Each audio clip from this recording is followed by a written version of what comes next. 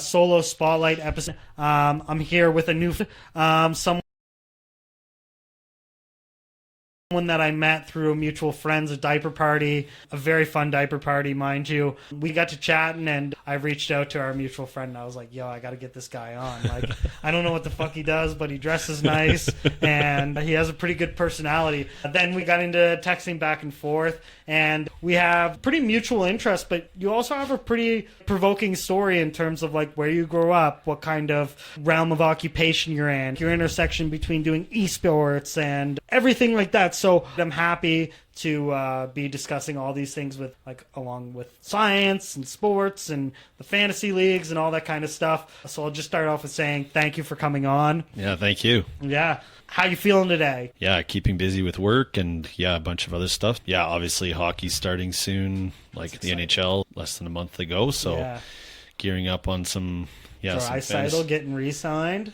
Yeah, that's a huge contract. Yeah, that's a big one. He's looking at a big payday. I didn't think he was going to get 14. No. I mean, I thought they might have been, I don't know, 13-ish, but it's like, man, like you got like the whatever, like arguably like one of the best players in the world, right? Yeah. McDavid's so high up there, but Draisaitl is just, he's not that far behind. He's the best passer in the league. Like, you can't let a guy like that walk. And from based on what I heard, there's other teams that were interested in him, right? So it's, even if you like pussyfoot in a way, it's like how disrespectful that is to like a player. Yeah. And they're like, oh, like you want to, you know what I mean? You're not gonna give me what I've asked for. You're gonna try to like lowball me. Yeah. I don't know with hockey, but I know like with NBA or other sports, there's somewhat of that ego involved, where it's like players, deserve this amount. If you like play around, like, I might bluff and go talk to these guys or whatever. I think the other thing too is they were so close. Like they were right there. Yeah. And there's got to be this. I believe that there's got to be this discussion with, like, especially with McDavid, and I think other of their teammates or peers that are like, okay, how can we make this championship team win? Like, we were so close, and they're like, how much do you want to pay to run it back? So it's, I'm sure if he really wanted to, he probably would have kept pushing, and other teams maybe offered him even more. I don't know. But if you look at, I forget who's the second highest paid player now, I think it's McKinnon, I think, or Matthews. Right. Those two other guys are, McKinnon is amazing, and Matthews has beat the gold record, season gold record last season. So I don't think I don't know. I'm not a big fan of Matthews compared to McKinnon, but it's like Draisaitl, I'm sure he could have chased the money a bit more. But I think you look at the bond he has with McDavid and what he's built here in Edmonton. I think they had to figure something out and say, I got to look out for myself, but I also want to make this manageable because they're so cap constrained. And it's just one of those things, like, you have some like GMs and owners where it's like they really honor that loyalty, or like it's really about, oh, they really put it out there and I got to give him his money, or like whatever it looks like. Like, going into that, it's funny because I was never a big hockey guy. Like, I always lived in Canada. I grew up in Nova Scotia, but moving here, I felt like this very weird dynamic where it was like, am I becoming more interested in hockey because like now I live in a place where there's a franchise, and now like everybody around me they know all this history, and it's like a big lineage on like how everything looks, right? So do you think that is like a big thing, like when you grew up in Quebec? So I was born outside of Montreal. Okay. Like probably about an hour-ish. And then we lived on a military base outside of Quebec City. Okay. So it was like, I don't remember exactly the timeline of things. All I know is that like my grandparents lived like north of Montreal, like 2-ish hours. Right. Where they were staying in Montreal. So that's where I was born. But then I was actually living like outside of Quebec City. So, but obviously like growing up, like, in a French household, like you're gonna cheer for the Habs, right? Right. Like, yeah. Exactly. My dad was a huge fan. My whole extended family was a huge fan. It's like Montreal, an obligation as like being a resident, and you have to like. I almost feel like internal pressure of, I don't really know what it's never been a huge interest, but like now I'm starting to be driven to it because it's like everybody's around me talking about it. And the other thing too is, how long have you lived in I've Edmonton? been here for 6-7 years. Yeah, so 6-7 years, like they made the playoffs for the first time in 10 years in 2017.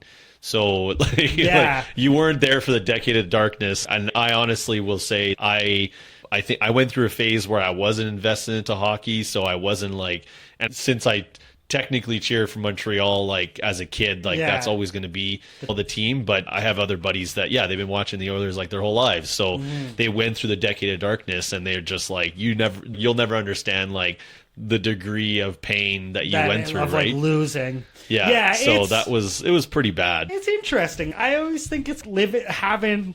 And I've had this discussion in length with a lot of people, and some people are like, you're crazy. It's like that level of like involvement can like directly be like contributed to like where you're living, even just like investing in a sport. It's now I give a shit about NHL, and now not only do I give a shit about the Oilers, I care about the like Calgary, I care about who they're signing, I care about the players.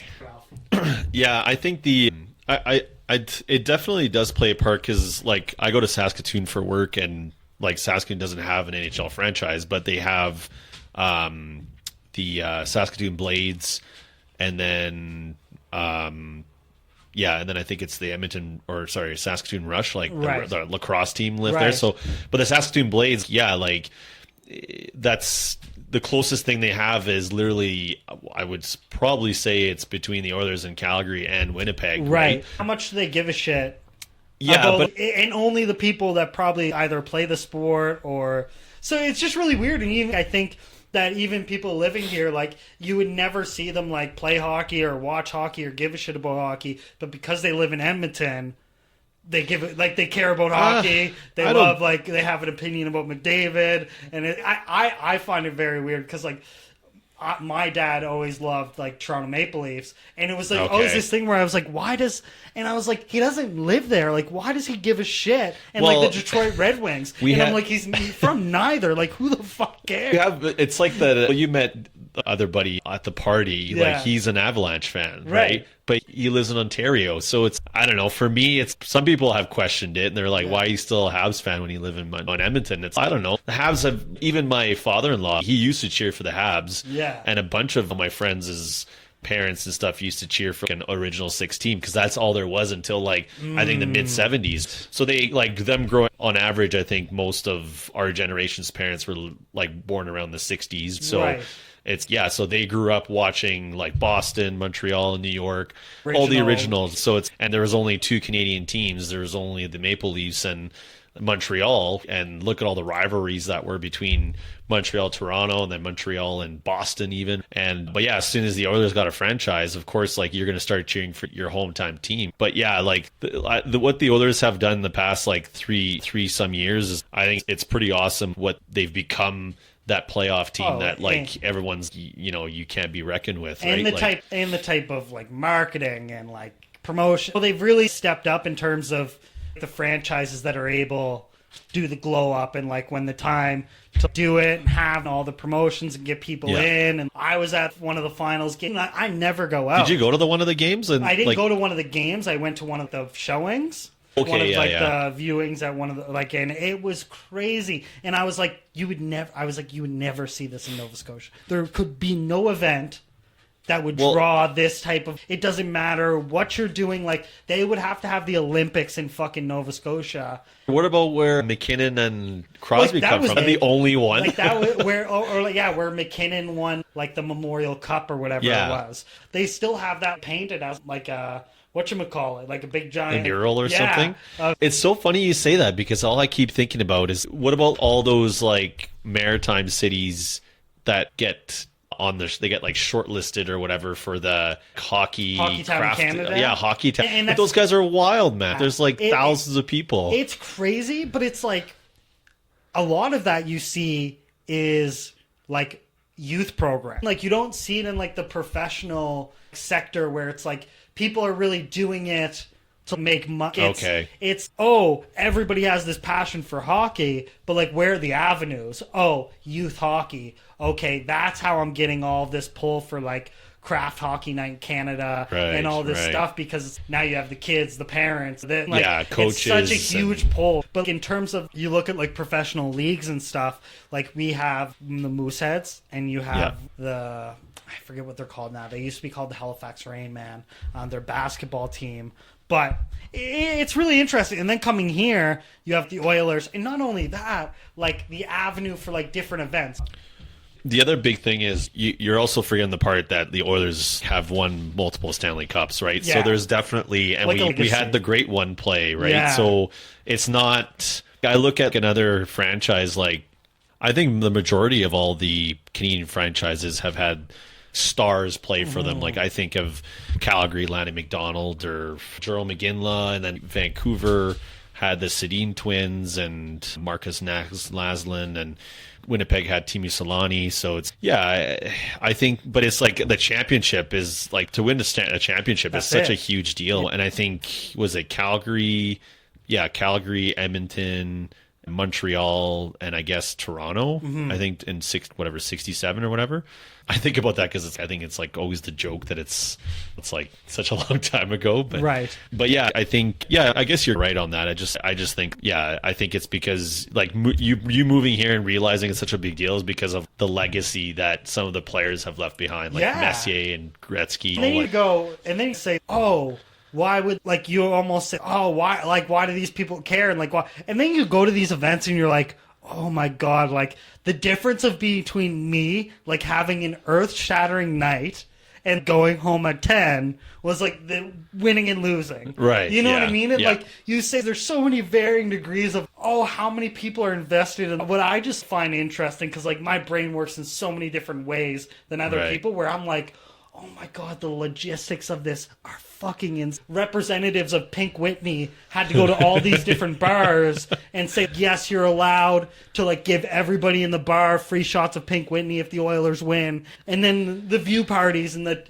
when you just say, that's what I found crazy, of like how many contributing things are just to this like hockey team, and like how many jobs are created, how many like jobs, like there's people on social media that report about the Oilers, and it's like they might make a part-time or full-time living like talking about this team. It's a huge economy boom. Oh, that's what I was going to say. I think they made like, was it 160 to 190 million dollars? Like the businesses, like local businesses made like close to 200 million. And we had a pretty deep playoff run, right? Like we made it to game 7 of the Stanley Cup Finals. That's the last game available. And I do think that whether it's the Oilers Entertainment Group or City Hall, they know I think ever since COVID finished, and even before COVID, you look at the 2017 run, like that was the first time we went back, and it was crazy because I was like, everyone was like, I can't believe it, like the decade of darkness is over, let's go. We got McDavid, we got, Draisaitl was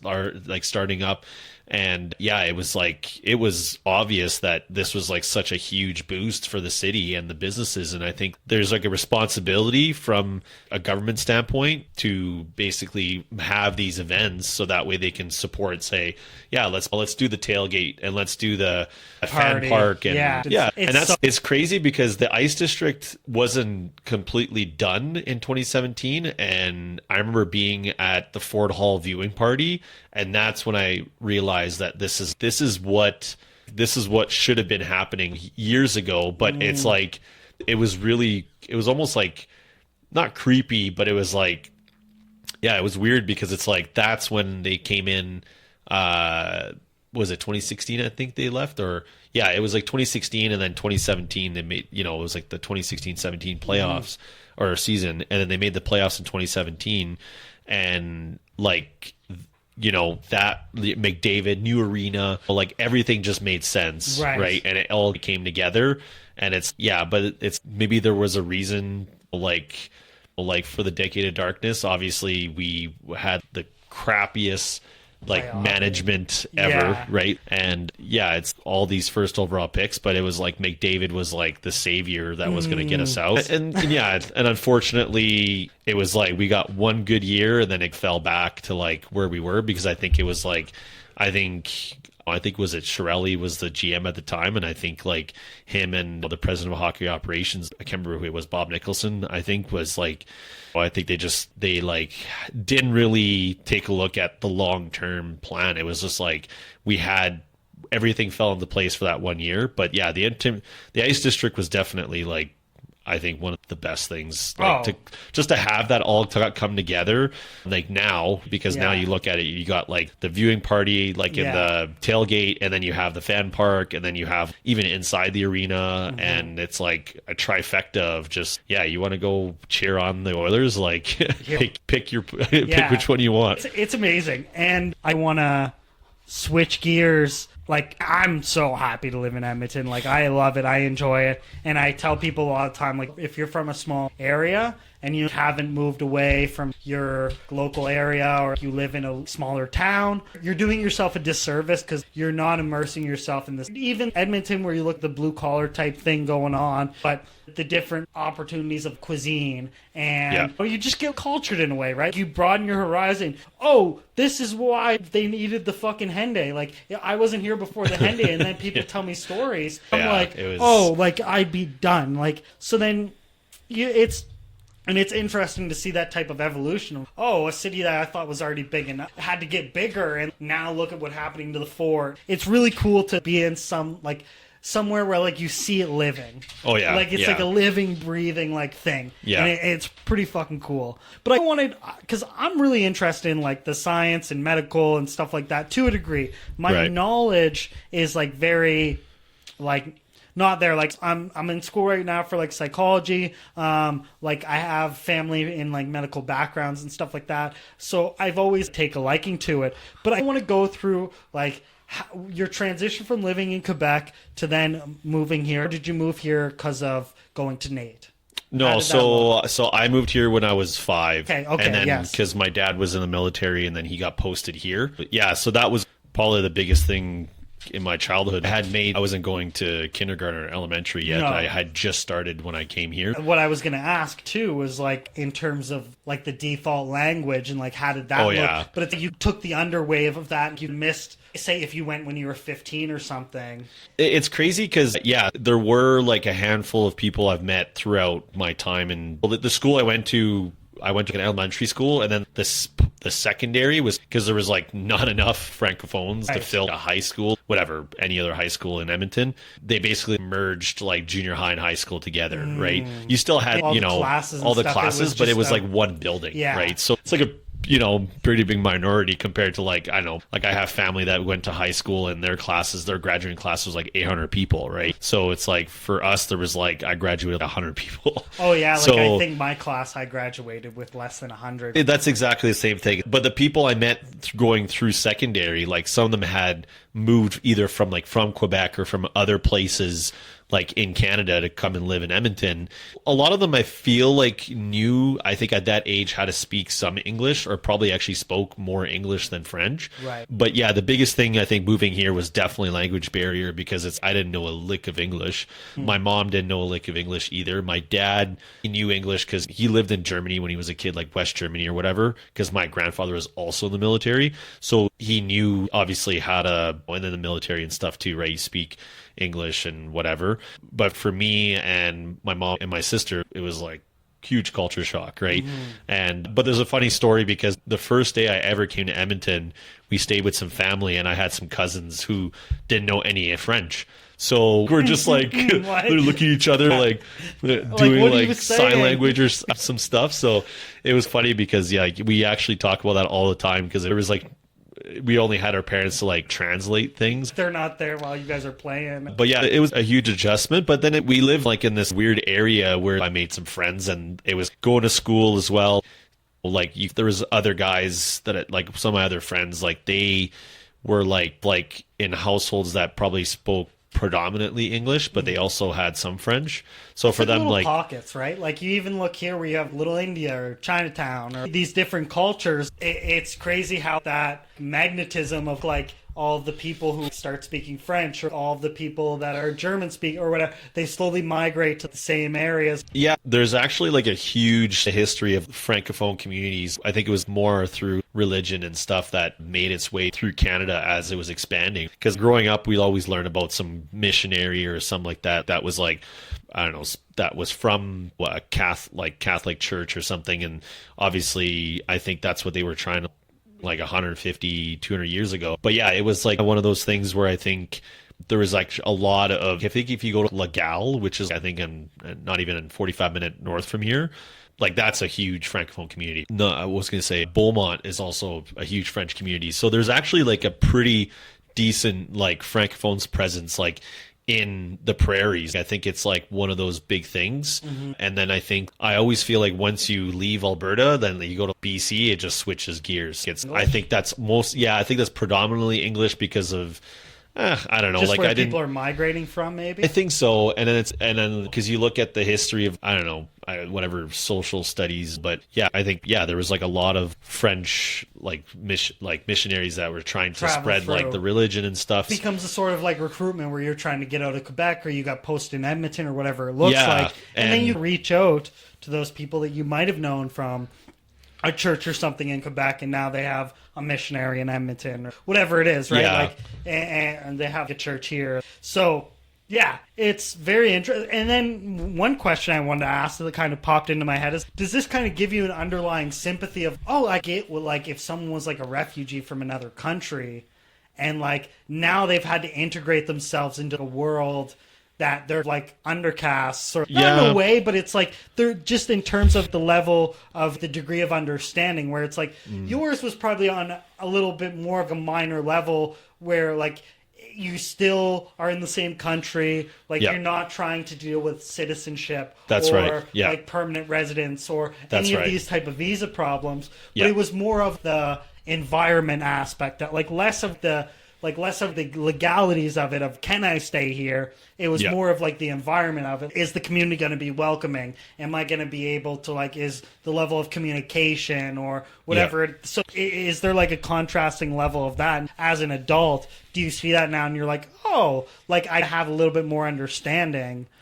I wouldn't say it's I think you nailed it on the head with in terms of the if refugee, I'm sure has to deal with what you said. Like for me, it's like my biggest barrier, like I said, was the language. Yeah, making friends, but I was lucky enough that I learned English when I was in grade 3, which is what grade, like you're 8 or 9 years old or whatever. At that age, you're able to learn the language a lot easier than, let's just say, my mom. Like my mom had to watch like soap operas and whatever to understand a little bit.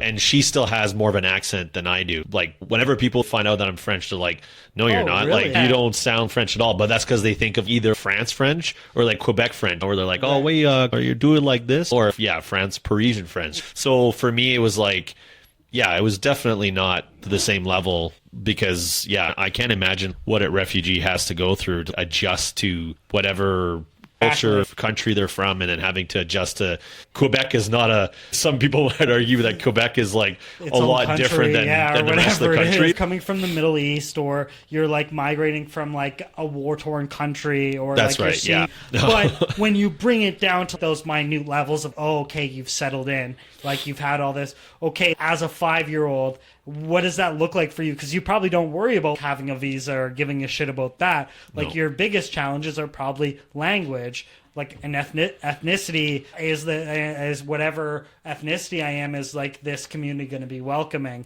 And like with the stigma on like between English and French, like you do share that unique like thing where it's like you can go to certain places. Or even with the native Canadian population, like how do they face like going to certain areas or going to certain like degrees of higher education and then getting like super stigmatized? Oh, you're not smart enough, or like how like it's pretty crazy. And I guess this might be a topic for another episode, but like it's very crazy how like that level of stigmatisms and like or stigmatizations, I guess, are like relevant in the same citizenship.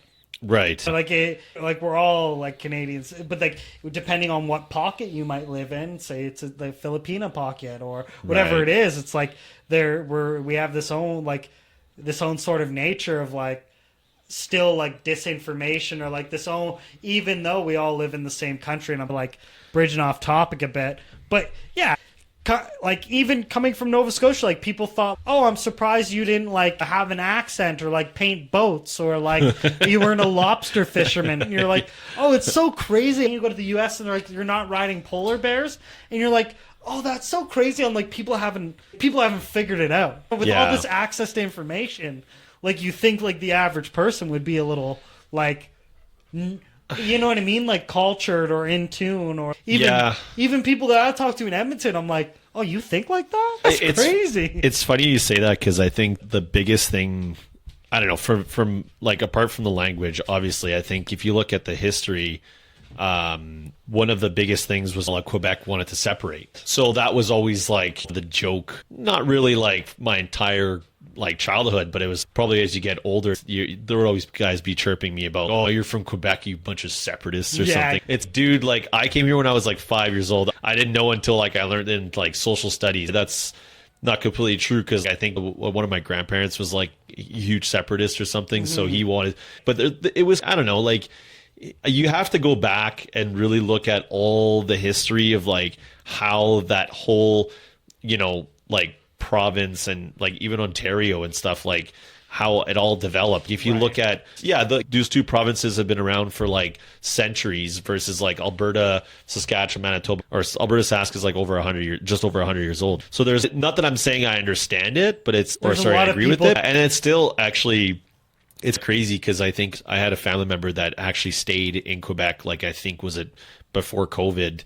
She actually returned to live there for a year or two, and there's still communities that are like very, well, not that they want to separate, but they just like, they call it like the language police. So they like want to preserve the French language and all that kind of stuff, which is funny because as an Albertan now, like I've lived here for almost like 3 decades, and it's, for me, it's, I don't know, like whenever I take a plane and then they do the safety demonstration in like French and English, or all the spiel or whatever, I always bet the ratio of like English speaking and French speaking, like strictly French speaking ratio here in Alberta is still like very, like all the communities that I was talking about earlier, like even the places outside of Edmonton that have a really strong Francophone presence, it's not like they don't know English. Like they're very bilingual. And it's actually one of the other things that was actually funny, because you look at New Brunswick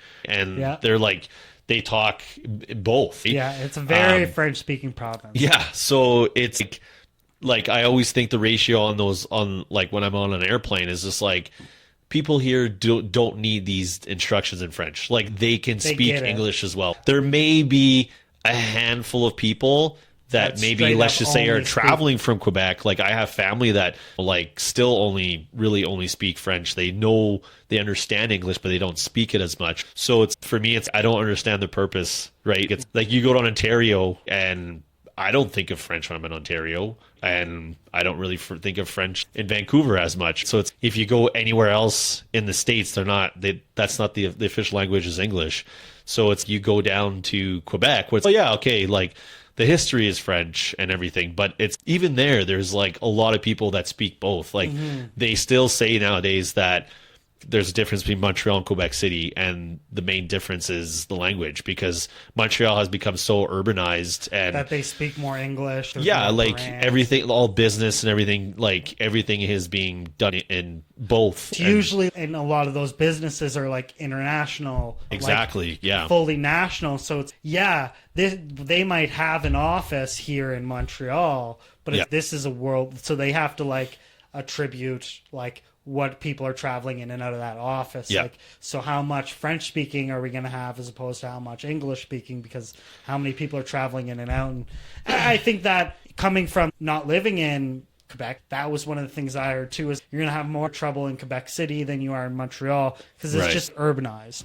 Yeah, in a way. But the same thing when you look at Quebec City, they're just trying to keep that culture. Like you look at old Quebec City and like stuff like that, where you can see that they're trying to keep that And there's nothing wrong with that. You look at a lot of things and you say, how many other places try to do that? The only difference is because the majority of the country doesn't speak French, so they can't really appreciate it as much as, say, people that lived in that, right? I think that's where, but say if Quebec was like had its heritage but was English speaking, it'd be huge. You know what I mean? Like it'd be huge, right? Everybody would love to go there. It's funny because I don't think I've ever heard anybody say that before. That's funny. Yeah, but you're right. It's definitely, I think they are trying to keep some sort of, it's like, what if Germany had an English speaking like province and all those people like celebrated that English speaking heritage? It's like the rest of Germany would be like, nah, like we can't really understand. It's and I think that's where the disconnect comes.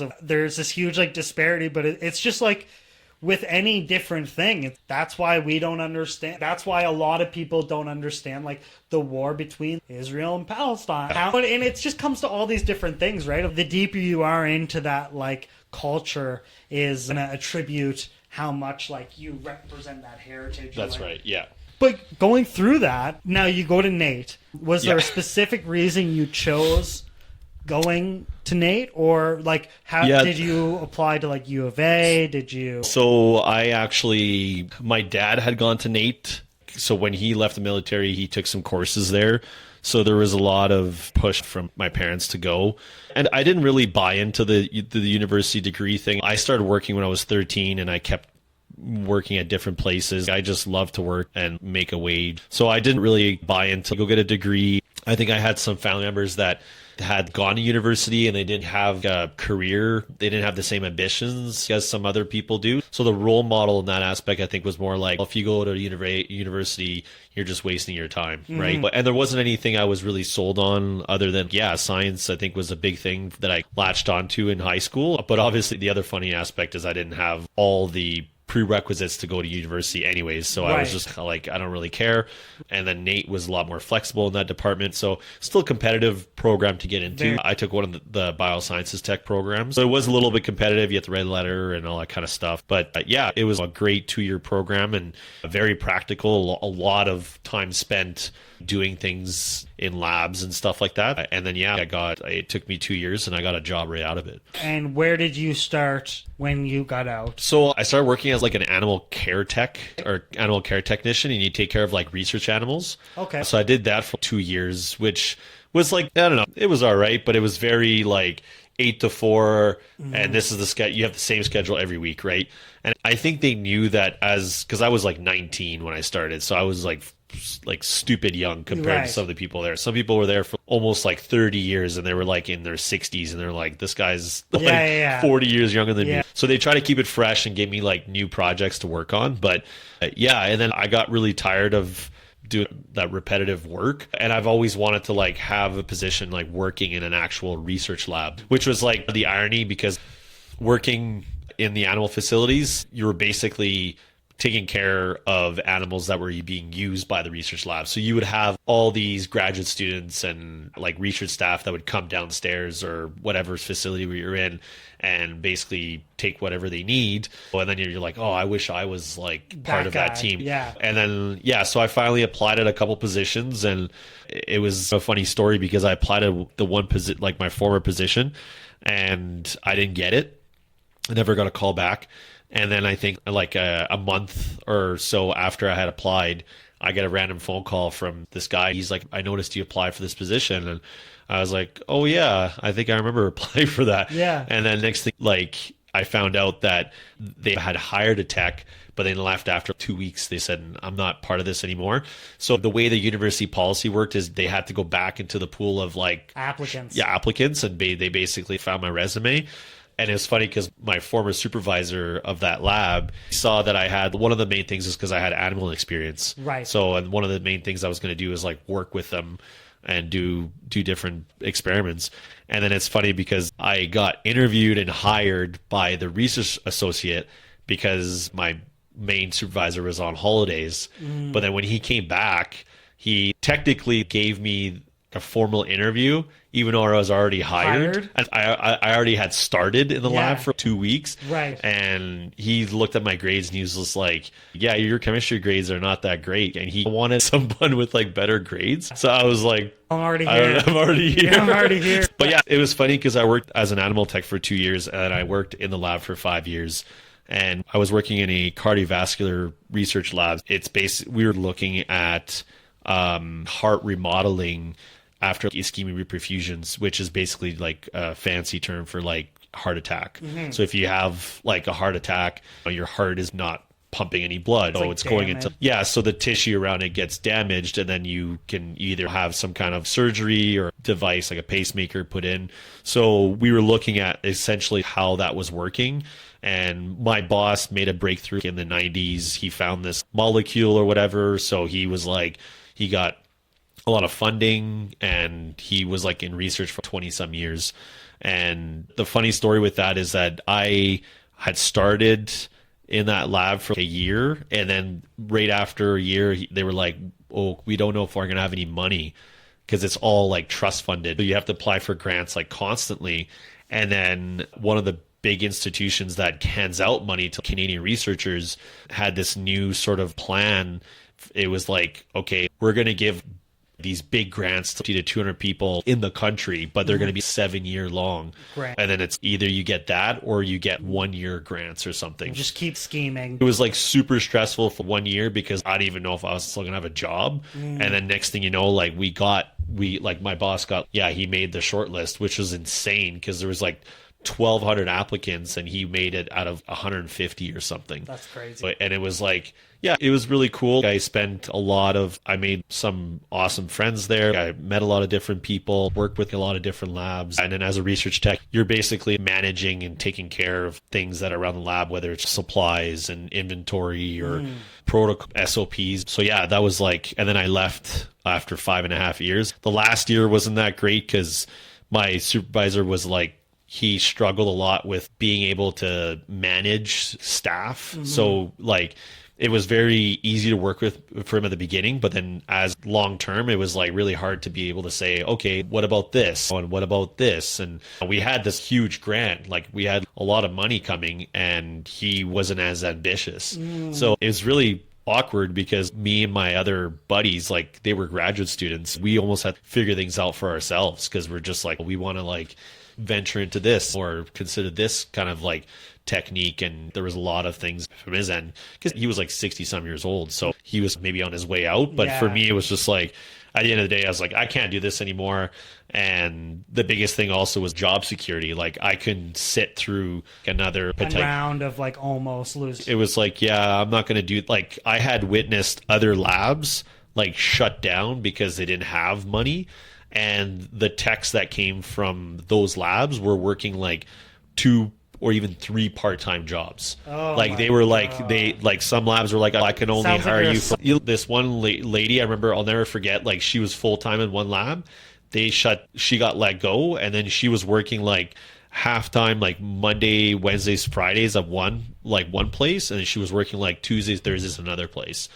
And it was just like, for me, I couldn't handle that. And for me, I agree, but I think for me it would be like, I don't think I could monitor that many work social. I gotta like, this person's my boss, but this person's also my boss, and these 3 people are my but all the policies might be different. That's right. And like the way you guys are doing things and whatever. It would be that would be super obnoxious. And then it's like, how do you have any energy to like live your outside life? Even when you look at like your supervisor who's applying for these grants and stuff, and you say like, how much does that like totally just eat up everything, and you just can't manage. You can't do anything. You have no fun in your life because it's like everything just like revolves. And then you say how much of that like slowly degrading thing is, because I always talk to people who like they go into these things and you're like, ooh, like, I don't know how much this is going to, but they're like, oh no, like delayed gratification. Like it's all going to be worth it in the end. And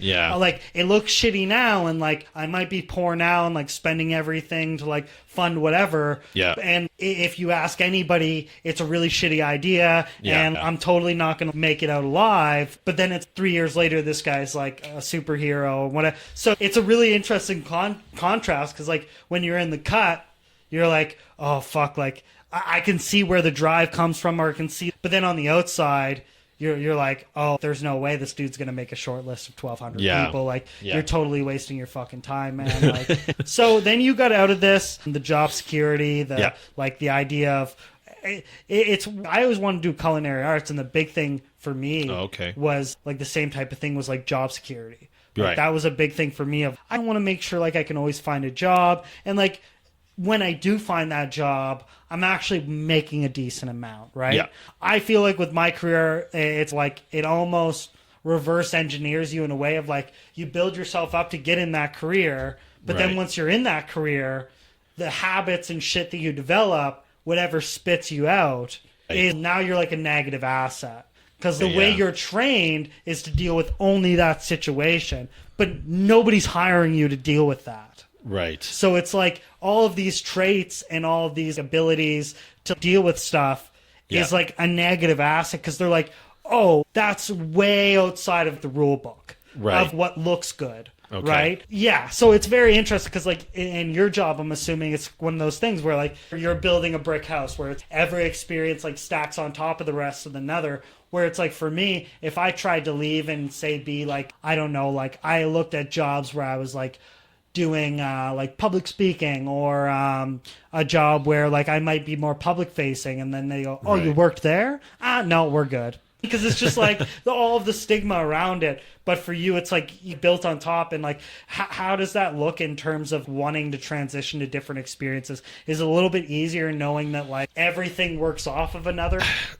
Sorry. The biggest thing I found was, like it was, I had a graduate student that I worked with, and right near my end, right the end of my time in the lab, he was basically telling me about how his father was he was an engineer working at an Esso or whatever plant, and he worked there for I think like 30 years or something. But he was telling me like, because when I left, I went into the medical field, and because I saw the opportunities that were there, and it was like, of course, I'm not gonna lie, like the money is better. So it was like, obviously I'm going to go there. But it was also just like thinking about healthcare and thinking about research is one of those things where they can shut down at any minute. So it's, we don't need this. We're going to focus on that. There were other labs, like other domains that excel. When you think about like oncology, cancer, heart is obviously a big thing, but there's like thousands, like literally like 1,000 people applied, not exactly all from the same domain. But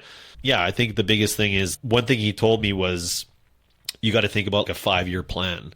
So it was like, and knowing what healthcare does, yes, healthcare has a lot of cuts. Like we've seen it in our province and nationwide and stuff, and it's constantly changing.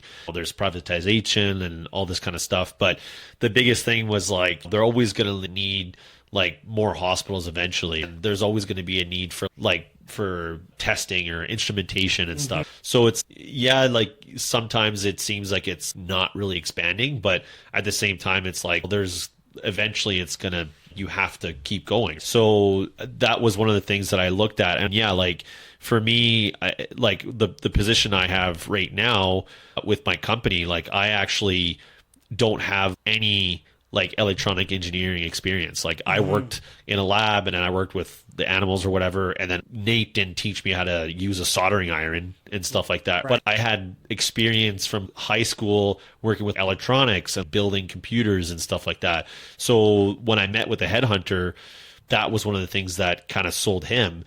But the irony, and again, this is like the biggest thing I sold him on, was what actually how my resume got noticed, is because I spoke French. And the position was originally to deal with French and English speaking customers. So obviously I made the short list, and when I met with him, I think he was hoping that I would have a bit more experience, and my company also hoped that I had more electronic engineering experience.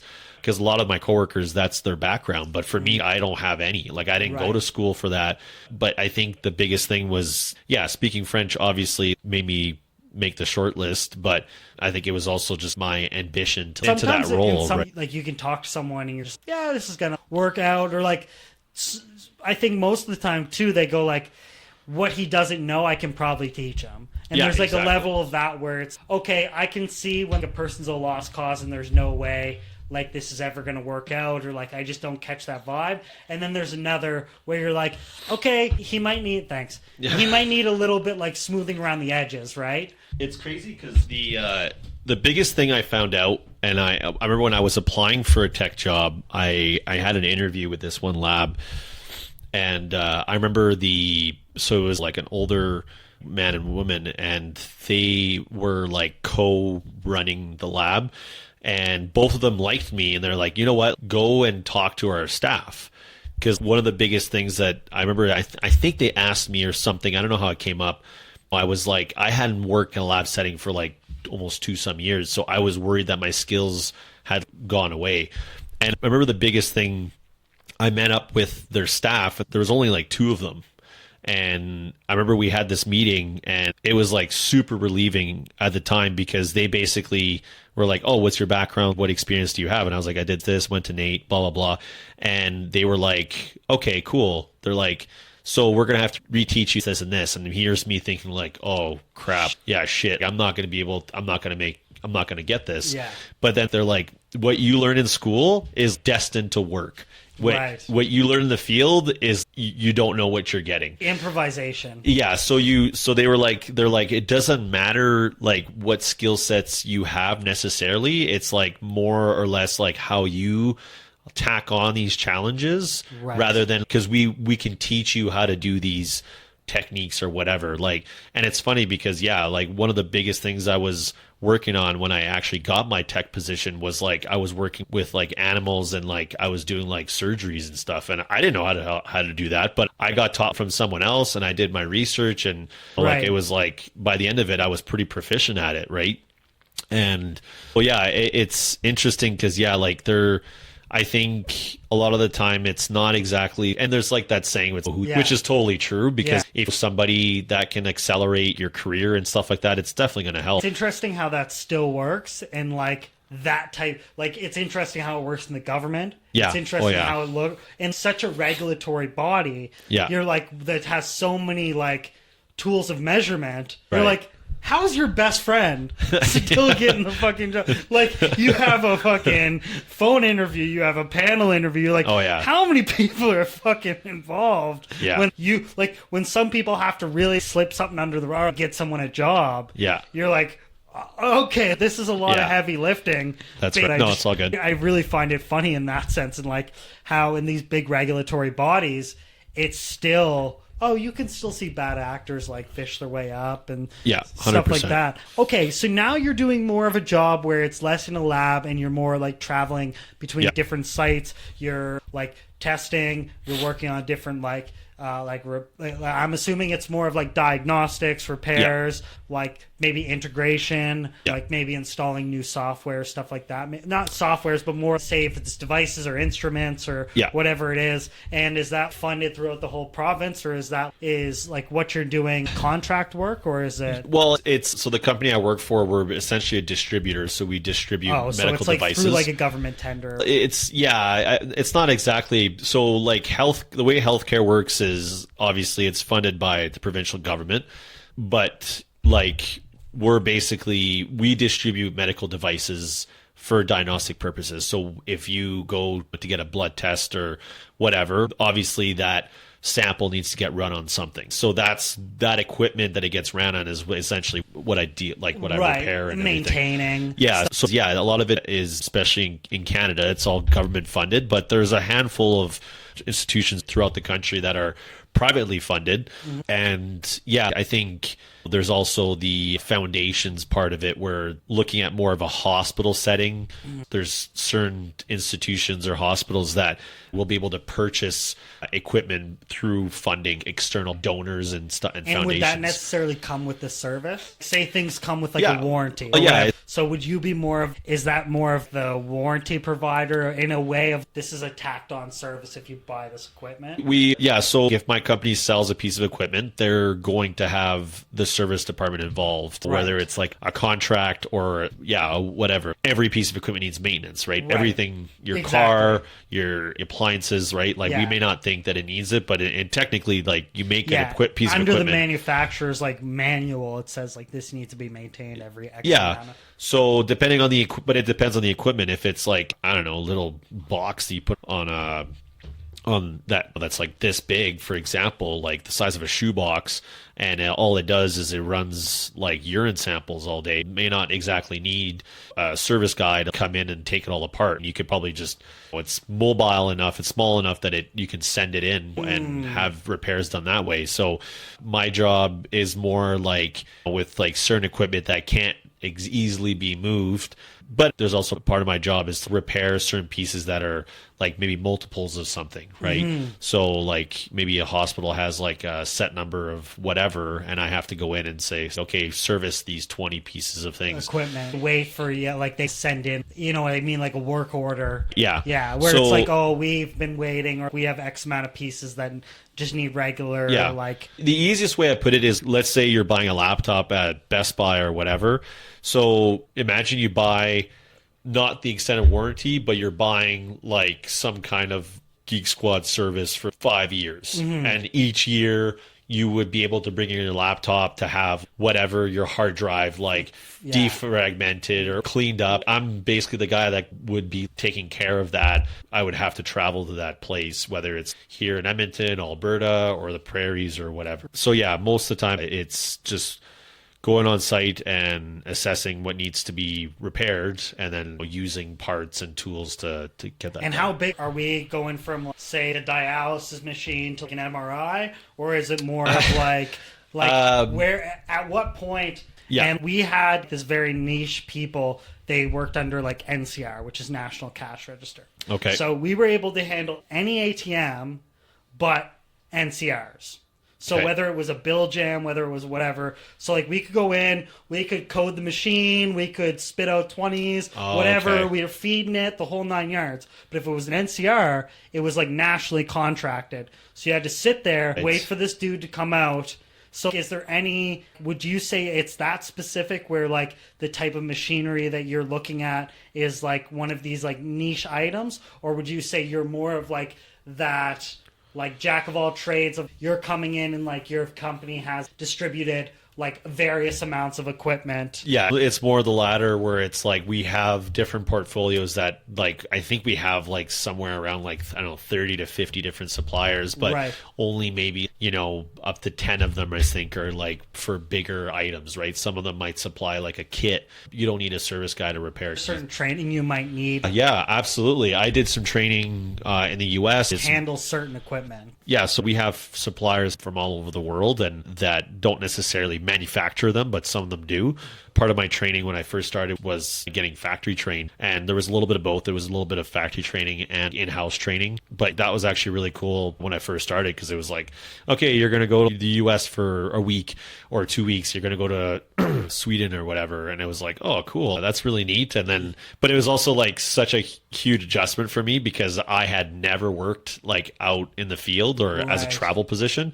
And the funny thing was, when it first got advertised, that when the position first got advertised, my headhunter told me it was like 50% travel. So it was like maybe a night or whatever, like a week or a couple weeks. And then halfway through, they changed it to 100. Right. So it was like you're completely on the road. But the bright side of that was like, well, you're going to be working from home. Like, and you're basically like on call. Right. So, but yeah, the training was pretty awesome because like my wife and I got to go to a bunch of different places. There's still some factory training. that is happening as we're expanding and we're supplying different pieces of equipment. The first year was like, go. There isn't a lot. That's cool though, and I wish earlier on in my life that I took like a position where like I travel more. I thought that's what my big thing about culinary arts was. I was like, oh, I could work on a cruise ship. There could be like plenty of ways that I could attach myself to different venues or get different experience in so many different places because it's like everybody eats, right? That was my drive for it. Okay. It just sucked that it just didn't, like, unless you're like the 1%, like you don't make any money, right? Or unless you're like running a restaurant or you're a head chef or whatever it is.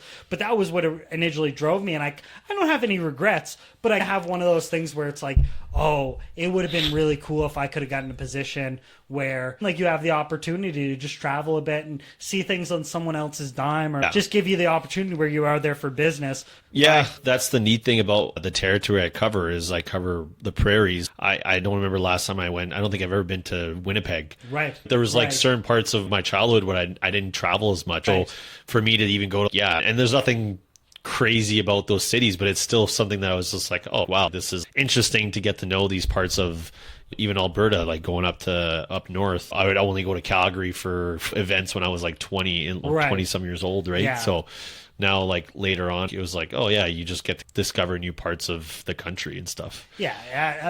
That's what I would find most alluring. It's 7:45. Do you still have time, or we can go a little bit longer. Okay, cool, because I want to jump into the sport. Okay Quickly, like remote work, like I talked about with my sister. She's an occupational therapist, and she said like these jobs were like you have to have a little bit of appreciation for these kind of jobs that go out to these rural areas, because you say like a lot of the degree of problems or like health issues are like that access to healthcare. And so that must have a degree of satisfaction where you see some jobs where like you're clocking in, you're clocking out. But like to a degree, this is actually like this is a necessity of a job. Like someone has to do this. That's right. So like credit to you for even just taking on the responsibility, because like you have to have it in the back of your head. Oh, I can't fuck this up because this might be someone's. Depending on what it is, I got to make sure I'm reading everything in detail and I'm like fully understanding. Yeah, the glory of working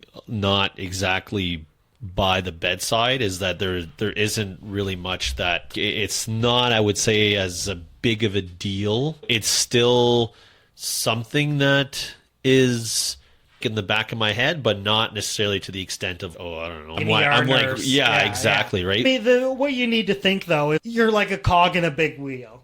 And when you're given an organization like that, or like when you look at all these big like governmentally funded organizations, like even like when we were talking about the Oilers, it's okay, besides the people that are making millions of dollars, like who's doing concessions, who's like planning the events, who's scheduling between Perry and the Oilers game and the Stingers game or whatever. So it's, you look down and it's like there are so many different people, and it's like this would be shit like if even one of these people, like if the production manager or like the VFX guy or the guy that schedules the cheerleader. So it's like it's a huge part. It's just necessity that you have all these different, and it can't really be like one is more important than the other. It all goes into that underlying thing. You're just providing like a public service. It was funny because during COVID, like we were deemed as essential workers, but it was so hard for me to come to that realization because like all I kept thinking about was like my wife as a nurse, and I'm like, she's the one that's taking care of like sick people. A little bit of like survivor's remorse. It was like, imposter syndrome, but not exactly that extent, like where I don't know what I'm doing or I'm not supposed to. But it was like, like there was like certain things that were not tacky, but it's just that there's certain things where I'm just like, we're near the apocalypse. At the very beginning, it was like, is the world stopped, right? End, So it didn't stop completely, thank goodness, but it was just like it stopped, and it was just like I was actually like not working for like almost 2 to 3 weeks because there was like nothing happening. And as it slowly was like kind of like things were getting under control, then it was like, okay, we're resuming testing for this and that. Right. So then it was like, okay, so then I was being sent on these service calls, but everyone was just like, because the only people that were were allowed to work or go to these places were essential workers, quote unquote, versus like salespeople, for example, were like, no, you're not allowed. Like, we don't want you. You're spreading the virus, blah, blah, blah. But for me, it's we need somebody there to fix this equipment. So it was just like, okay, go out and like it was pretty intense because it was just like, the level I'm not saving any lives here. Yeah. But I guess I'm part of whatever's that needs to be done. Okay.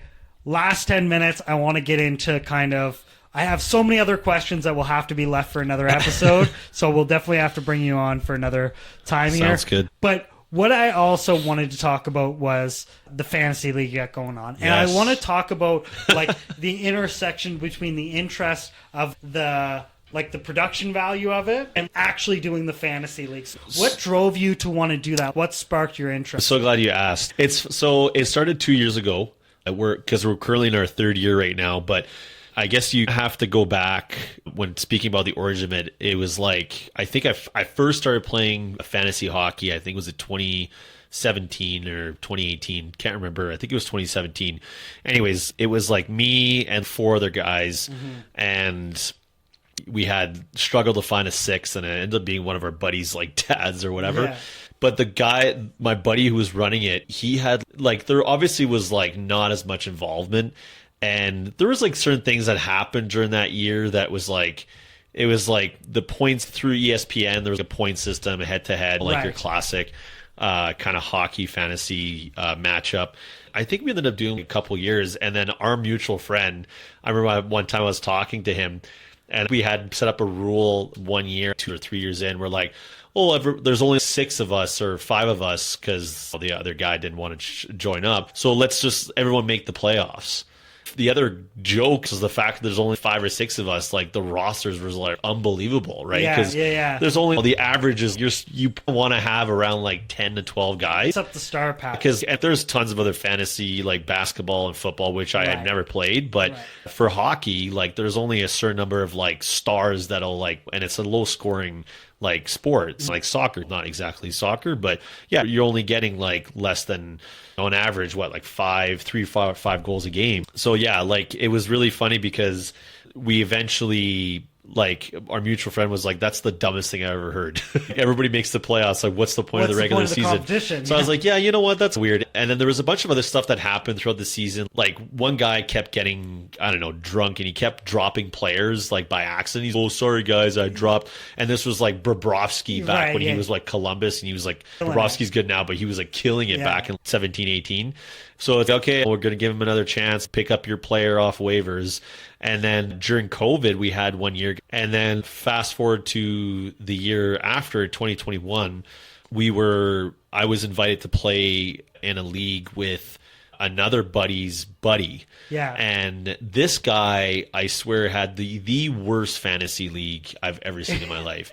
I'm not even ashamed to say it. Yeah. Because not only was the point system heavily not even skewed, but we're talking like half a point for hits. Yeah. And now who hits the most? Like third or fourth liners. But defensemen also hit. Yeah. So then you have Alec Martinez, which is like a third pairing defenseman, being like the top of the league. There's like things like that. And this guy had a bunch of his other buddies that were involved. And this one guy like was just a complete idiot. And it's like he didn't even know. He didn't know how to play fantasy, and I didn't have a lot of experience either. Starting in fantasy, I was like, it was embarrassing. I never played in a proper league. Our mutual friend, he had played like years, right? So like a little bit of... Yeah, and this guy, it was funny because our buddy brought in 3 of our buddies, and this, like our buddy's buddy, the guy, the commissioner, he was like pulling the greasiest trades of all. We're talking like, I don't know, it was like he made one trade with me, but I thought it was okay. But this guy ended up getting like Matthews and Pedersen, and the only guy he didn't have, I think, was Draisaitl and McDavid. He had everyone else. I'm not sure about Kucherov, but he had literally like almost like 8 of the top 10 players on his roster. I played with him against in the finals, and I lost, obviously, because this guy had like everybody. Our mutual friend kept talking about how this guy had Team Canada. I swear he had Stamkos, he had Crosby, he had, I don't know, all the goalies and defensemen, Doughty and stuff like that. And yeah, we're talking like this was 2021. But anyways, long story short, after that year, I was like, you know what? I'm gonna make my own league. Yeah. I was like, I can't. This has been like the dumbest. Like, I've learned so much from all the years that I was participating with friends. Right. And I didn't actually, sorry. So after that one league I played with that guy, I played another league and it was like categories, which I didn't really like. I was like, categories is like weird. Yeah. Because your week can be written off, goalies do bad or whatever. So I spent all this time, I spent like a whole year like researching what kind of like formats, point formats people use. And eventually I was like, you know what? I'm going to make my own league because I feel like I know how to run it and what you don't know, you can learn. Yeah, it was funny because I had started it really late. Like I started it like a week before the start of the NHL season. Right. So I had made it to buy $10. Right. But I was like, oh, I'll pitch in a little bit more so the first guy gets like a little bit decent more prize, money, right? yeah. Because it was like I think 12 guys, $10, like $120. Like People for a just- whole season worth of fantasy, and like people that's don't understand, like, it actually does. I thought, oh, this was going to be like a cool little like side thing, join a basketball fantasy league, and I'm like, oh, it sucks. You like the amount of hours, and Oh, yeah. so it has to have it has to be like a worthwhile payoff, right? Yeah. In terms of, because there is a lot invested where even some games you're not enjoying anymore because you're like, yo, this player like friggin' totally screwed me. It's crazy because hockey is also not like fantasy hockey is not as demanding as other sports. Like I've heard of like how much time gets invested in like football and like basketball. Basketball's stupid. It's Yeah. like, stupid difficult.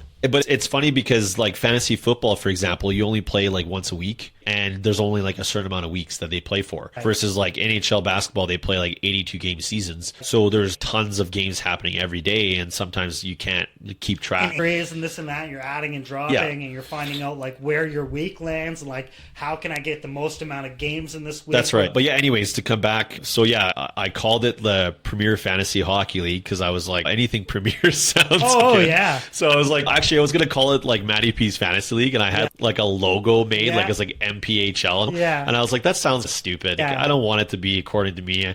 So I just Right. called it Premier. And I like the sound of that. Yeah. And made a logo and yeah, invited a bunch of people.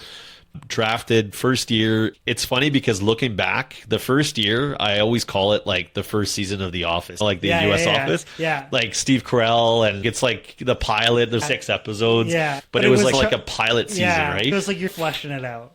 Yeah, and then last year, like pretty much everyone came back, and then we got a couple new guys. I made this intro video at the beginning of the season, and everyone was like, "Oh, that's cool, man." Yeah. And then I put a little bit more thought into challenges that can happen. Like I did a top performers weekly challenge. So every week, like whoever scores the most fantasy points, because it's a point league, gets entered into a contest, and whoever has the most weeks. And it just keeps people, and it's something that you're trying to make as a level of a spectator sport in a way of, oh, they're not only coming for like the fantasy aspect and setting their lineups, I'm also trying to make it It's I don't know. it's engaging in a way. Well, that's the thing, and I always found fantasy sports to be so boring. Big talk, like if you're not big into communicating with a group of people either, trades are getting done, and how many like what is like the response and engagement like you're talking. Well, that's the thing, but to get, and that's the other thing, to get 12 guys, you know, to join a league is actually harder than it sounds, because like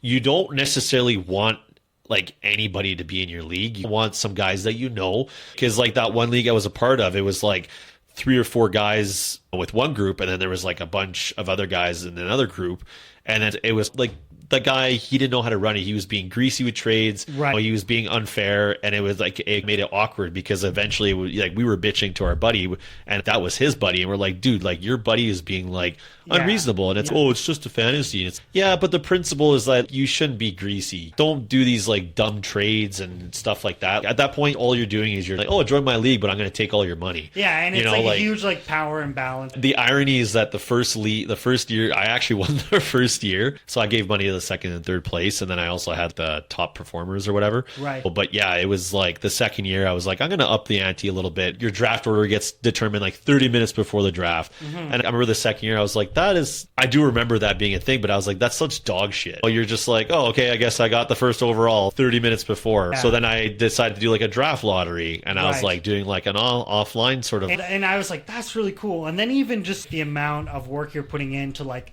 the VFX and stuff where you have the little watermarks, and a lot of people don't take that into consideration of you have to make it look pretty in a way, and then to get the formatting and like how does that look on Instagram. So the work that I put into it, I realized like a long time ago, like that it's like nobody cares, right? Like the guys in my league, like they've told me that they love it. They love how into it I am. And I when I started making the videos is when I think they started noticing like, oh, this is actually pretty funny. There's all these like cool videos and stuff.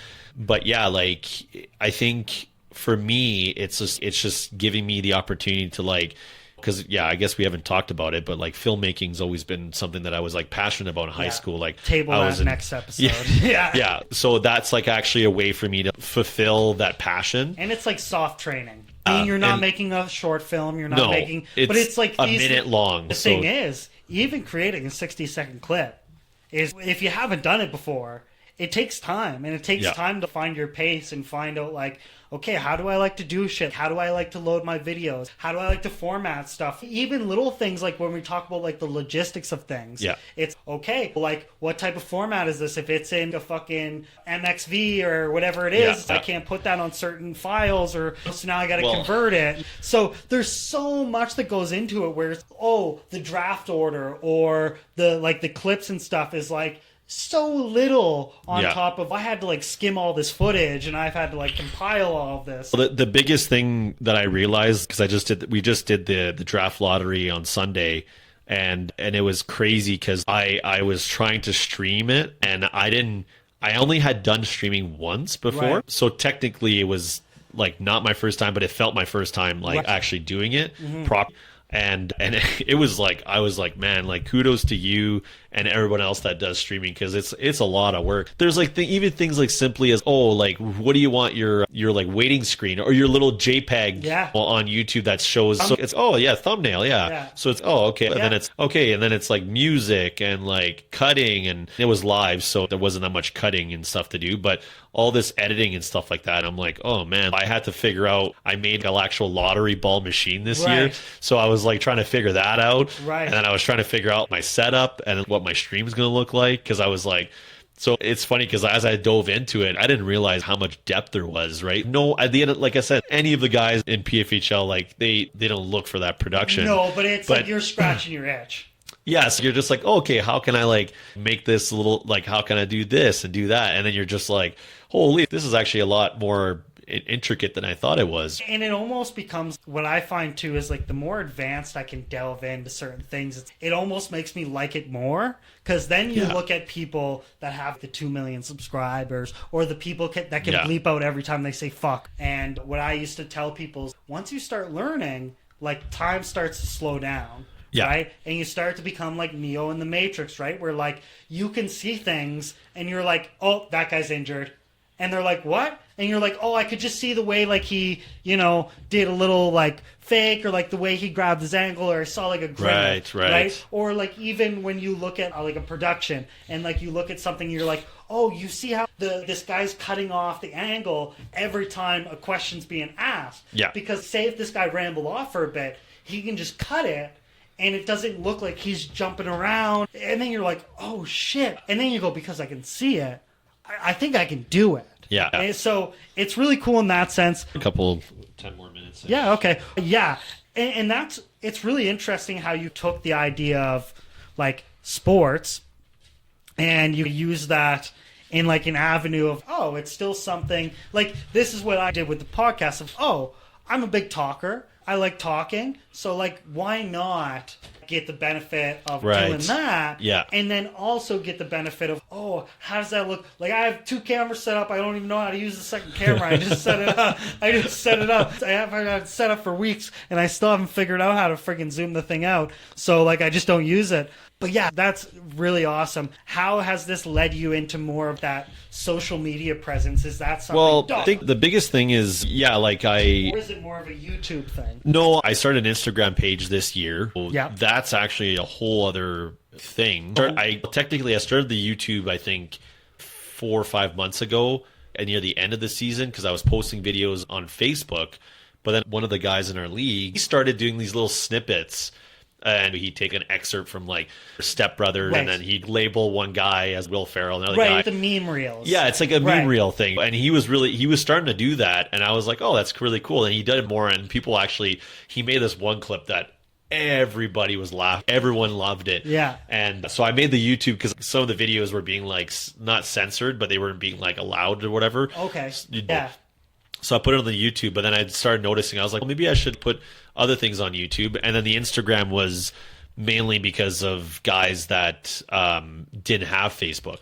Right. Very easy way to check in. There's a couple guys that didn't have Facebook, and I was posting like weekly recaps on there. So instead of which Yahoo has like a lead chat, but it doesn't allow you to put videos. Right. So it was only like pictures and a summary. But all the videos I started making could be posted on Facebook only, but the guys didn't have Facebook. I was like, I'll make Instagram in case they have an Instagram. Right. But it's funny because a couple guys don't have Facebook and have Instagram, and a couple guys have Instagram and don't have Facebook. Yeah. So I was like, I guess YouTube will take care of all of that because everyone goes on YouTube, right? Yeah. But yeah, no, it's like actually the Instagram portion, like I see with your platform, like how much time that you have to, like, you post stuff like on both. And you start to find too that like the demographics are different. So a video that I might post on Facebook will get a totally different reception than what I post on Instagram. That's right. So then it's, now you start to find, this is what I'm doing with this video. I think like the audience that might like this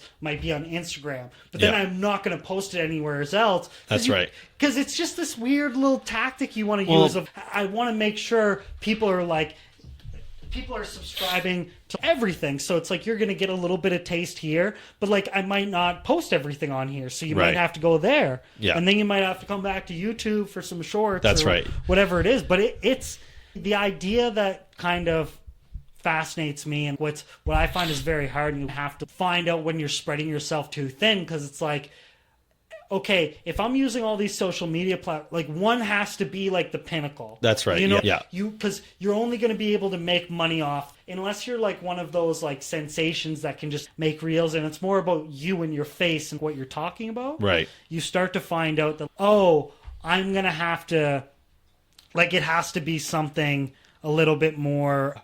I have to pick one platform that I'm choosing to focus my audience with. Right, yeah. Because I'm not going to get everybody, I'm not going to get as famous on every platform. No. Like the older demographic uses Facebook, or say like the whatever the like the boomers, and then you have more of a Gen X, Gen Z, whatever it is that's using Instagram, and then you have like kids using TikTok. So you have to measure out like where is your content most likely. And YouTube's a very good platform, and the amount of like sports commentary and like just little things like that, like YouTube, like every time that I am on like someone else's computer, or like I log on to someone else's YouTube and see the videos that they have, you start to realize, this is great. Because you're like, how is that dude getting 1 million views?